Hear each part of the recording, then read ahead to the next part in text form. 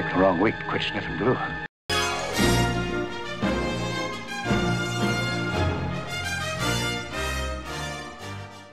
Well, good morning. It is, or afternoon, whenever you're watching this. It is Monday.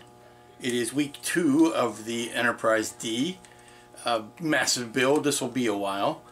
And I was working over the weekend. I got excited about an idea, and I was working over the weekend. And I will show you those results after this little monologue. But I was working, and I said, oh, great, I can do this, and now I can do this, and now I can do this. And it's like, idiot, you still haven't finished the templates yet. You can't start putting parts together until you finish the design work so that you can be done with that part, because it doesn't make much sense. The parts are not going to be any more accessible than they are right now. And if I start putting things together and gluing them down, then they become harder to work with. So I jumped the gun, but I am quite happy with what I did over the weekend. So let's cut that in right about here. Welcome back, and in today's episode of This Old Starship, we're going to show you a little bit of plumbing. Actually, I've been working on the armature, and here's what I've come up with. Ta-da! Yes, I fell into a burning ring of fire. No, it's a ring of copper. And the first thing I did was to mock it all up in, not muck it all up, but mock it all up in PVC, which I knew was going to be too weak to hold the support, but strong enough that I could, get my measurements and everything because I could shave those down and cut it a whole lot easier than cutting copper. So plus it's cheaper. You try out your stuff on the cheap PVC.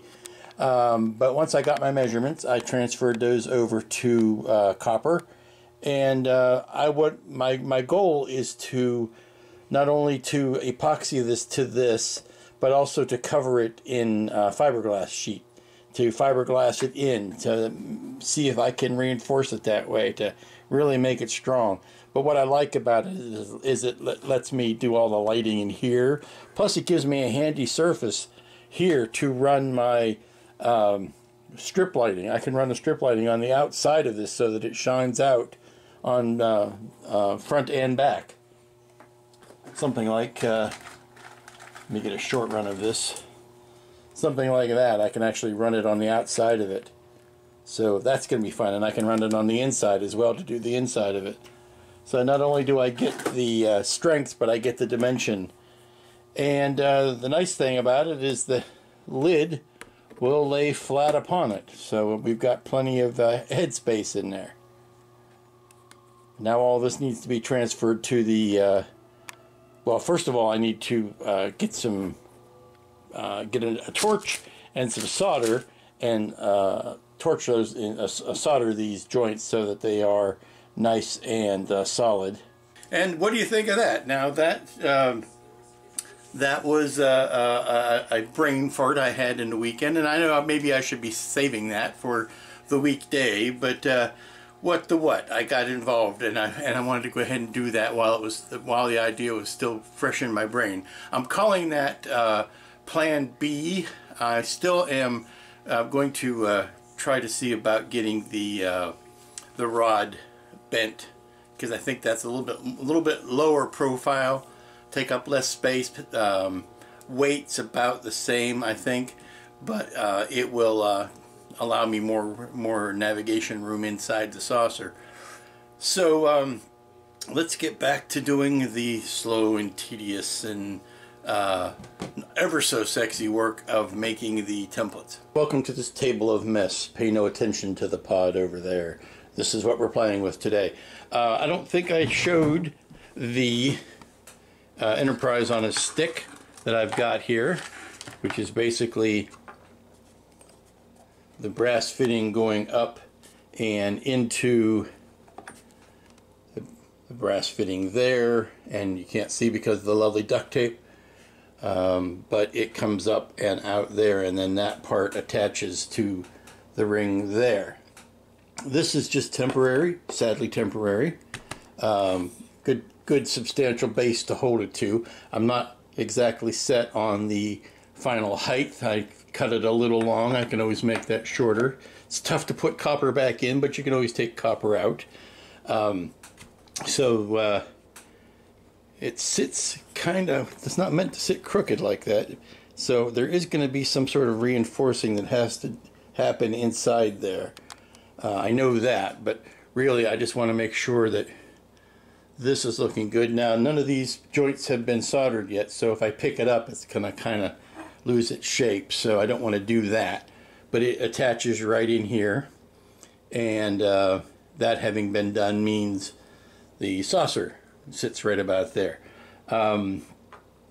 It's just weekend was fun with copper. Now, this is the other part that I got done. I got the wires fished up through and this is the magnet wire, the wrapping wire. I was able to get, see if I can get it to where you can see it. I did get three strands up, which carries both circuits and a ground wire. I was prepared if I needed to, and I was going to pull this out of my back pocket and sound so clever, but then I was showed up mercilessly on the YouTube channel. You know, if in a pinch, I could have used this brass wire or the brass tube itself as a ground wire. Come on, refocus, because you know it's metal. It's metal that won't stay in focus, but it's metal that goes all the way up to here, and I could have attached a wire to it and actually used that. But and this is a big but, if any of the wires in here had been exposed, if for some reason there was a break in the insulation, then it would have been a massive short. It would have shorted out against the wall of that, if in fact that had been a problem. So I'm glad I didn't have to use it, but I kind of had it in my back pocket in case I needed to. But I've got three wires, two reds and a black, and the black will be the ground wire, and the two reds will be the two circuit wires. But I was getting all excited. I said, okay, I've got that part done. I can go ahead and glue it in. And then I realized, no, you stupid fool.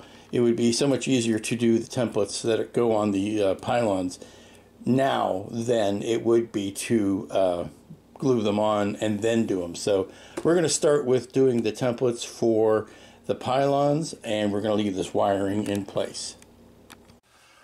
Well, the world is a little darker today. I'm wearing black because I am in mourning. I am attending the funeral of a friend. Longtime viewers, don't worry, it's not serious. Longtime viewers of this channel will know a constant, steady companion of a piece of equipment that I have had since the beginning. And it finally died today, and it's time to pull the sheet up over its wee head and find a replacement. Here it is.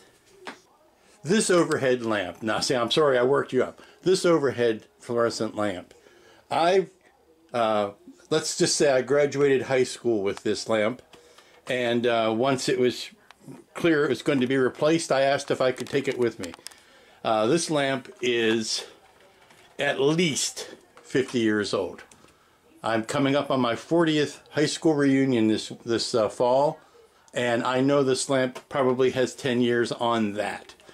I have replaced the bulbs numerous times over its life, but today I went to turn it on and the transformers are refusing to do their one and only job, which is to transform. The power that comes from the base, it's just dead. It's dead. But it has served its time. This is, like I said, 50 years old if it's a day. So, part of my job for this week is to go out and get a replacement. And I probably will end up repainting all of my models since for the last 10 years after I put them under this new lamp, because this is the lighting I have been using between the overhead light, the daylight, and this lamp. This has been what I have been using for my painting. And then, you know, you take it outside and you give it a final once over. But so, new lamp is on the agenda for this week. Well, in the spirit of Halloween, my lamp has come back from the dead. So I don't have to, I just came back in from getting my hairs shortened, and taking the advice from many people to get my head examined. And I got my eyes examined, and that's why I'm wearing this thing, because they dilated my pupils, and I'm very light sensitive today. So I don't think I'm going to be doing too much model work, but it's something that needed to get done for many years now. I've needed to get a new pair of spectacles so I can make a new spectacle myself, and hopefully in a week to 10 days we'll see the results. But that's strange. The light came back on. I just came back in as a reflex and turned it on, and it worked. So yay, save me some money there, because I spent a chunk of change on these. Don't have insurance anymore when you're a retiree. The state does not pay for vision. So I'm going to rest my eyes for a bit, and then we're going to get back. I'm working on the computer this morning, so I'm going to get back to that. So just ignore all the stuff I said earlier about the lamp being dead. It's back and serving me well. Maybe it just needed a good scare. Well, welcome back. It is Wednesday, and it's Halloween tonight. I'm not going out. I've had enough scares for one life. So I've decided, hey, it was about 72 degrees outside today, so I had to mow the grass on October 31st, believe it or not, and get up some leaves. But I did have time to start with the application. I give you the humble beginnings here. I am checking my original drawings against how they are fitting on the actual piece, and I am 78 to 82% happy. Pretty good for a first stab. My first stabs are usually, a little bit wide, and then I refine them, and you can see some pieces in here that have yet to be put on. And I'm coming up with a basic philosophical difference between the Enterprise D and the refit, or the classic Enterprise, or anything with a round saucer. And that is, there's no reason, I hate to say this, there's no reason to plot out these parts. I only need to plot the part that's going to be the mask, because that is not going to be useful anywhere else. So what I'm thinking is to go ahead and stipulate that this is what you must do. You must paint your saucer, your darker color first, whether it is whether you're going to go with a blue-gray or duck egg blue or whatever. Paint that first, and then put just one set of masks over it, and paint the whole thing again, and then peel the masks off. It's not going to be the same. It's not going to be the same procedure or the same number of steps as it was on a classic Azteking job, a classic saucer. So I designed this piece. This piece will always be the same. It won't be like on this model somebody's using this piece, but on another model somebody's using that piece. I'm going to say these are the ones you have to use, and go ahead, and that will minimize the number of lines the plotter has to plot, which makes the plotter happy, especially these days, and makes it simpler for you, the end user, to put them down, because you'll know which ones exactly you have to use, and it will make the pattern harder to get lost in. That can be a problem sometimes with doing the round saucers, that you can kind of get mixed up in the middle of the pattern and kind of lose your way. But this way we'll know this is the piece that goes here, this is the piece that goes here, and on and on. And that will be the only way to do it. But progress is happening. Morning, welcome back. It's Thursday, and it doesn't look like a lot has changed, but some of it has. I've been bouncing around from part to part because I get stuck on something, or I get bored with something, or something becomes a little too difficult, and so I bounce to something else. And I realize now's the time that I think I got enough grasp of enough of the big chunks that I can go back and start filling in the blank spaces, so to speak. We'll start with the bottom here.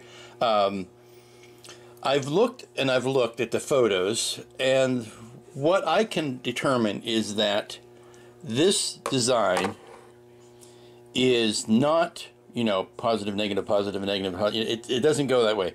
It seems to be symmetrical. It seems to be, this should be the same as this. It should be, instead of being mirror image, well, it should be a mirror image of itself. If I'm going to use this piece here, then I need to use, see how it's a positive shape here, but it's a negative shape here. That's wrong. It needs to be the same on both sides. So that kind of stuff I need to get sorted out and figured out. I was going on the more traditional model of Aztecing, where, you know, if it's a positive here, it's a negative over here, and it's a you know, it's a checkerboard. This is not a checkerboard. This is a repeated pattern on both sides, and that's the way I'm going to be tackling it. Now the same thing. Watch the color shift go. I may have to change the colors. Hold the phone. Okay, and that brings us to, now that the white balance has been checked, that brings us to this part here, which is this piece here. And setting a flag, you know, setting a stick in the ground, I'm going to say, okay, this shape here needs to be darker, and then draw that out for all of those hull sections, and then hopefully this design will be flipped for the other side. I mean, it'll be the same shapes, but it'll be mirrored for the other side. Hopefully that'll fit. I've never seen things even that were 3D printed, that were perfect left-right symmetrical things. I've always had to do some tweaking. But I know I've got this where I like it for the front half of the upper secondary hull, and I'm working on this chunk of it now, and I'm using this photo as a reference for how the shapes need to go. I have determined that all of these shapes fit the resin. Those shapes there match those shapes there.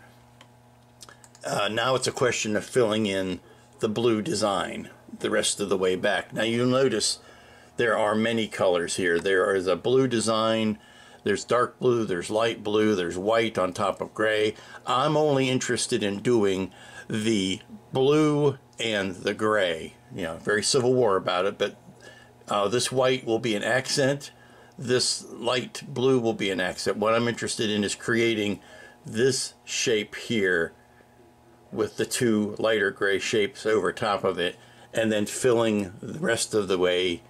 Yeah, see how these shapes here wrap into there, and then filling the rest of the thing out, and then that will get the top half.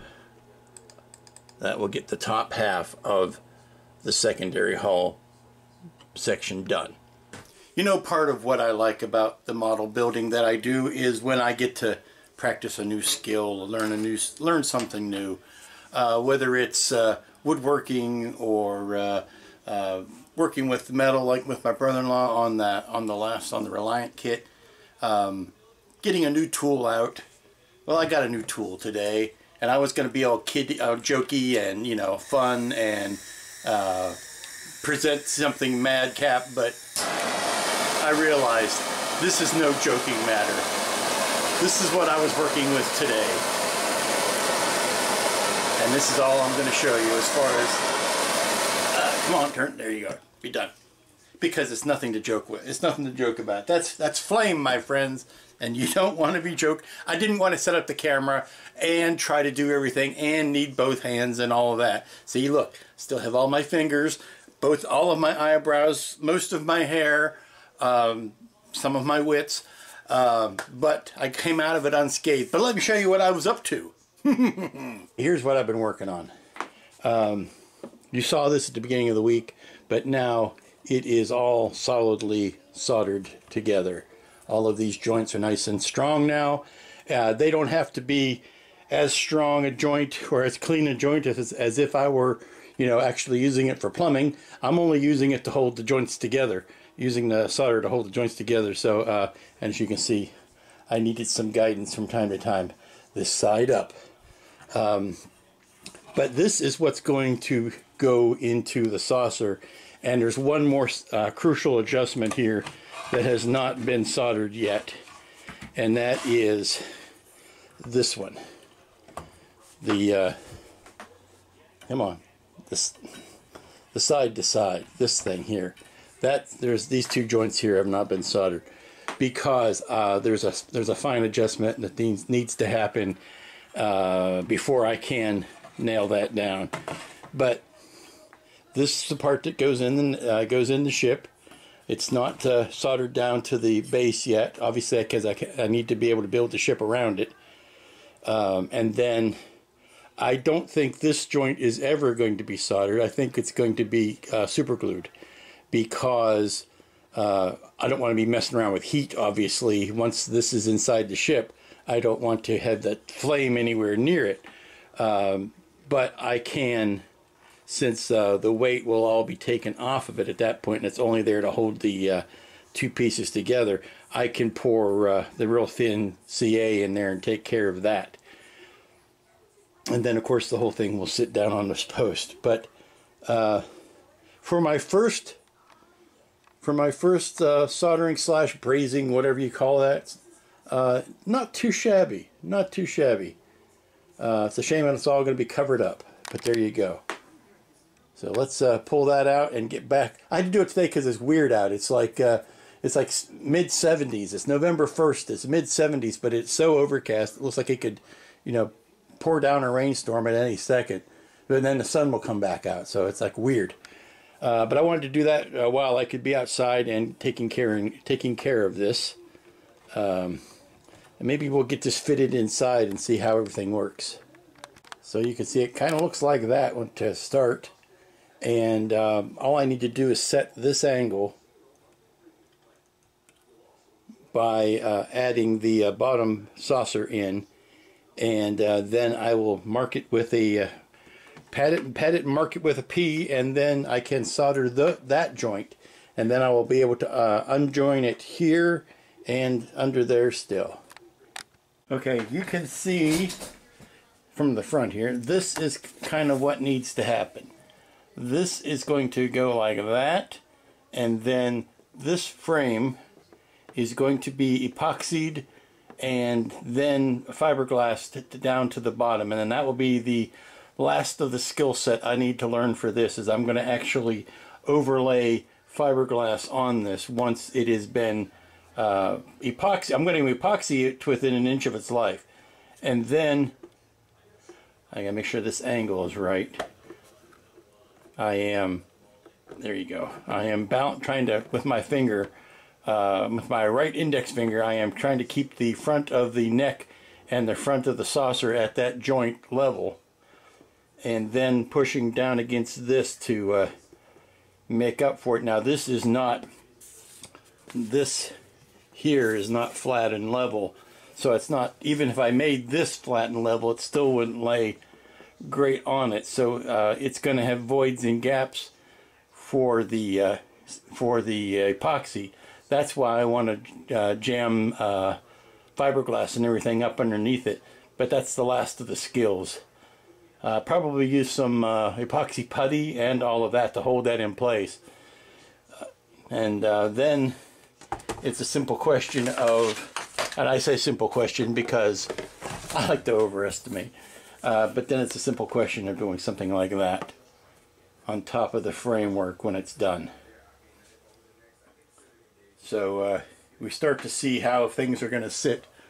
I'll pull this off. See how things are going to start to sit on this stand. It still wants to lean a little forward, nose a little forward. And if that happens, I may take a industrial bender to this and try to bend it back just ever so much. But I can do that all in that pole right there, I think. I'll be happy to get the frame. I'll be happy to get all this sealed up and tight and straight and all of that. And then I can make my last big adjustment either here or here. But I think I'm going to end up making it there to pitch the whole thing forward if I need to. But that's the kind of progress you make when you're not doing anything really flashy or fancy with the paint. You're just doing your basic skeleton. Once I got this kind of sorted out, my mind is free to go back to the mundanities of painting and not worry about whether or not the whole thing is going to be structurally sound. And another thing this is going to allow me to do, I think I may have mentioned this before, but if I haven't, I'm going to do it now, is it's going to allow me to ring the outside edge of this with the strip LEDs to shine out towards the windows of the saucer. So it's a 3-for-1. It's a 3-for. Yay! So let's get back to here. These are starting to lay down very, very well, but I can see where I need to do some editing. That's normal. I usually go through 2 or 3 different iterations. This is only the first major one, so I'm going to lay everything down and then see what needs to be tweaked. Okay, zombie light has died again. This guy, dead ski, to quote Beetlejuice, deadski. So, tired of monkeying with it, went out and got a new one. So give me a few minutes to dig this thing out and then hook up the new light. Well, this is so much better. Get used to seeing this in your videos now from now on, because I'm very happy with this guy. He's got a handle on him, first of all. He's got a magnifying glass in him, which has been very important. Maybe I won't have to wear the visors so much, but he's got full range of movement, which is the important thing. I was looking at smaller lamps, and they were in fact smaller. They didn't give me the range that I needed.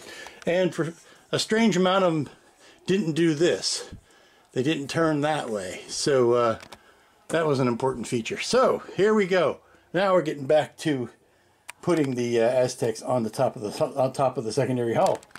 Now this is a spanking good success. Now there's a couple of tweaks that I know I have to make, and I have to design this bit up here. I haven't done that yet. But by and large, that's pretty darn good. Now it has a problem sticking down, but that's because it's sticking to the bare resin. Once I get a coat of primer on here, they'll stick to that like a charm, no problem.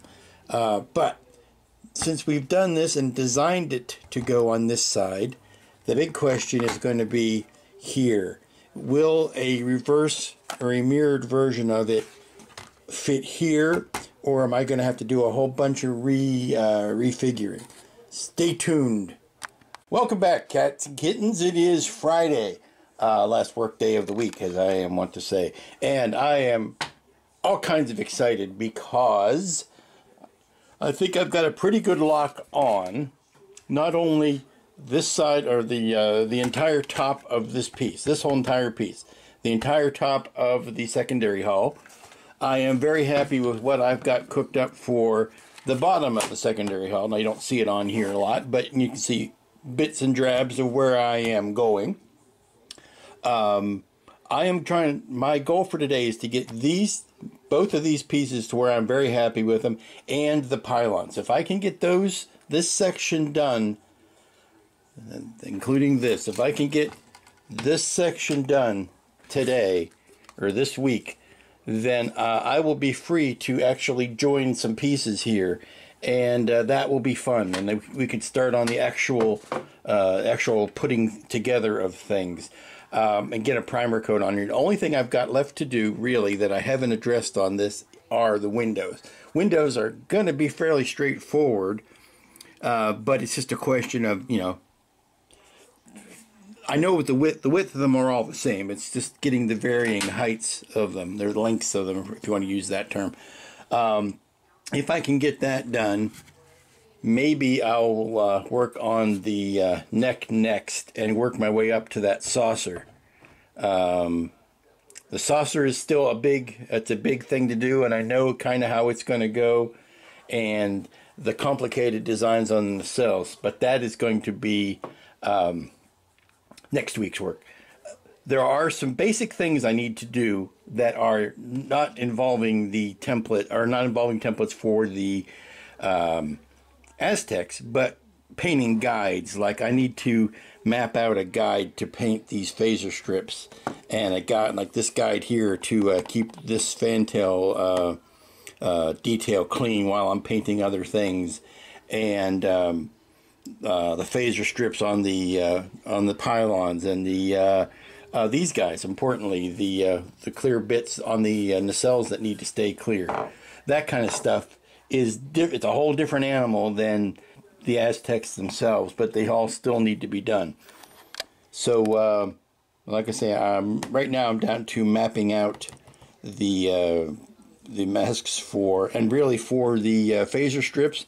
All I'm going to do is make a series of these U pieces, the end pieces, and then I'll provide, long runs of thin strips so that you can do the in between. Basically, you'll get a U piece here and a U piece here, and a straight run for you to. So you're not trying to fit all of it on one. Make it go at one shot.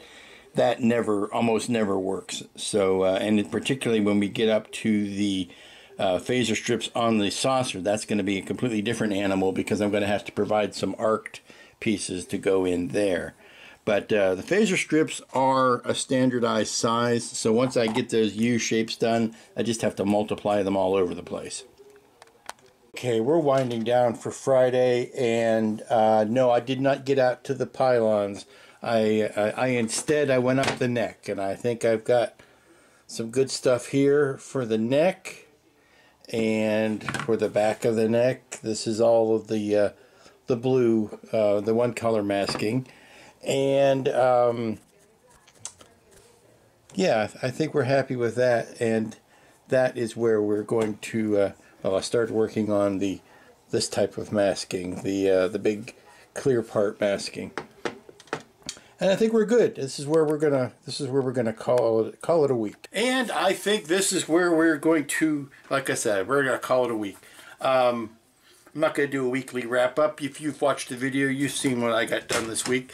This was a week, though, of learning good new skills. A little bit of soldering, a little bit of this, a little bit of that. I'm sure I'll be crocheting and learning needlepoint before this is all done. But making good leaps and bounds here. Very happy with that.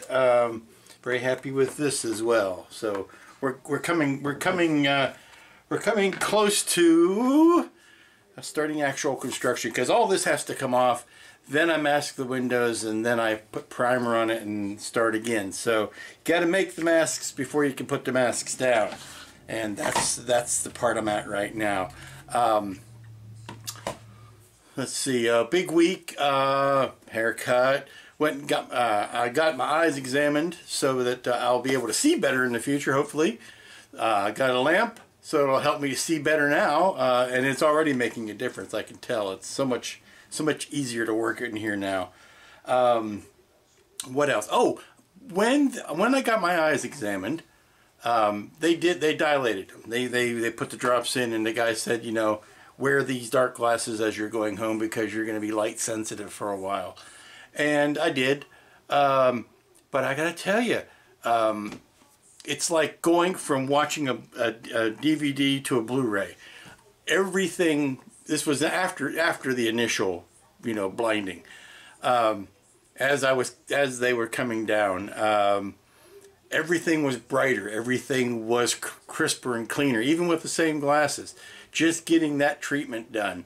I lost a couple. I've had, sometimes you get little floaters in your eyes, and every time you look, you see a little floater. Those were gone. It's like all of a sudden, it's like, new eyes. It's like they were shut down. It's like they were turned off and turned on again. They were rebooted. But that was something. And I just went out and just looked outside for a while. I mean, it was quite strange. And something you should do every once in a while. Get your eyes examined. You never can tell. Now, these pylons are mighty. They're mighty thick, and they're mighty secure. And I'm not really worried about them losing any rigidity, but you got to think about things like that. It's the Enterprise. Anytime you're building a starship, the pylons, for some odd reason, seem to be the focus of any problems you're going to get into. So, again, not a big week, not a big sexy week, nothing flashy to show for it.